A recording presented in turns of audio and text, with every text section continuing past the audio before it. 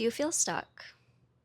Do you struggle to let go of the people, places, and habits that you know are not good for you?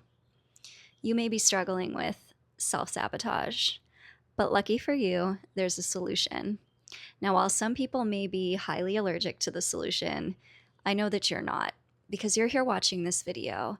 And so you already have this deep desire to understand yourself. You have the desire to be self aware, to self inquire, and to take personal responsibility for yourself, your thoughts, your feelings, your actions. So, why exactly does self sabotage exist? From an evolutionary standpoint, it's easy to see that just instinctually, we would feel safer staying in environments in which we feel comfortable, right? So, if we're looking at this from a basic survival perspective, if you are in an environment where you know where the resources are, you know where you feel safe, you know where the danger is, etc., it makes sense from a survival perspective to stay in that environment versus going off into an unknown environment where you don't know if there will be resources, you don't know where the danger is. And so stepping into something that is new and unfamiliar sets off those alarm bells within our nervous system, right? And so, on a deeper level, obviously, we're no longer living, most of us, in situations where we're acting from a place of extreme survival. And so, this survival mechanism can sometimes hold us back from just allowing ourselves to up level, to grow, to experience things that we haven't experienced before. And so, we have to figure out, how can I identify when I am running these limiting programs, when I am choosing the familiar over the unfamiliar, and how can I start to rewire my nervous system, and how can I start to sit with the discomfort of the unfamiliar so that I can expand into it and allow it into my life, right? So, what really inspired me to want to make this video was because I use this tarot deck often.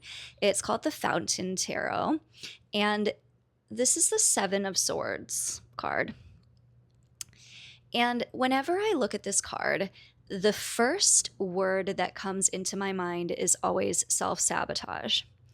And if you know anything about the traditional tarot, the Rider Waite tarot, when I see the Seven of Swords in the Rider Waite tarot, it implies more to me a feeling of deception at the hands of another person, right? So somebody has deceived you, they've taken something that's yours. You are at a loss because of another person's energy. But when I look at this card in the Fountain Tarot, it has a different energy to it. And so the swords in the tarot, they represent our intellect. They represent clarity. They represent inspiration. They represent our thought patterns. They represent focus. So anything that has to do with our mental energy, our thoughts. And so when the swords are held, from the handle. So if we were to look at a card like the Ace of Swords or the King of Swords or something like that, that is intellect in its power, right? So like when you are holding the sword in your hand, you are wielding the power of the sword. But in this card, the hand is grabbing the blades of the swords, right? And so what's happening is that the mental space, so the thoughts, are causing the person who's grabbing the swords pain. So to me, this is like a perfect manifestation, a perfect illustration of self sabotage.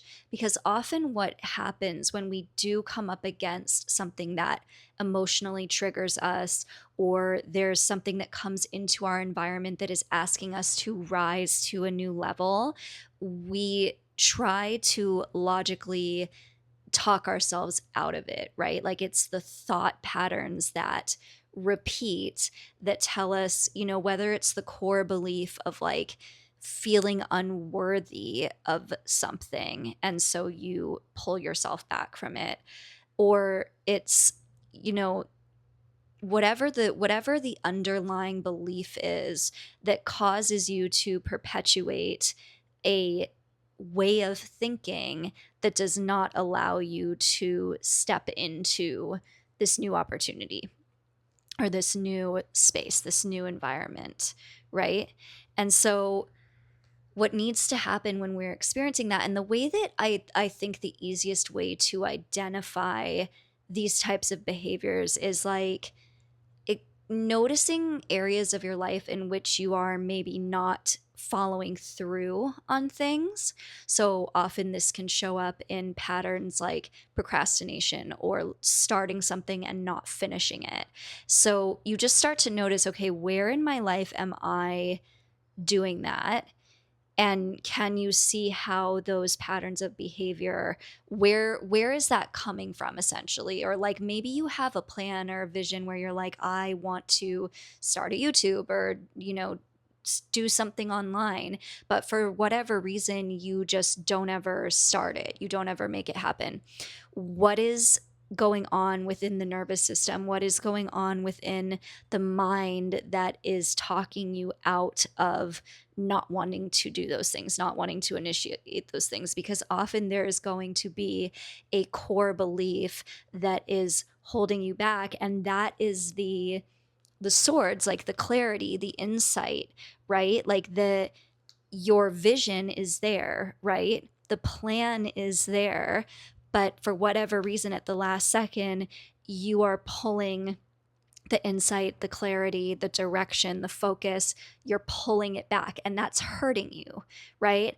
I think that this is so easy to see in relationship dynamics because relationship dynamics can be extremely cyclical. And if you go back and watch my video on karmic relationships, I kind of explain what that karmic cycle, that karmic pattern is. But oftentimes, especially because, relationships are our first experience of life and what it means to be human, right? And so our first experiences of relationships are going to be our family. And so what we are born into and what we grow up into can create this foundation of what it is that feels familiar and comfortable to us. And these things may not always be what are the best for you or what serves this higher vision that you're trying to call in. And so breaking out of these patterns of familiarity can be really challenging. So like if you grew up in situations where maybe you had an emotionally absent parent, you can tend to seek out that same emotional unavailability in partners until you address it, until you're willing to look at it, see the pattern, see where the pattern originates from. So when you enter into relationships with other people, can you notice where that dynamic begins? Or what is it that draws you to particular people that is like a common denominator, that is a familiar behavior or familiar feeling? And then just also noticing where you experience triggers. So everyone experiences triggers, right? Like who are the people that are coming into your life and activating you potentially in a way that you have never experienced before? And are you opening to that or are you closing to that? And closing to that, right, is pulling the swords away. So being able to identify and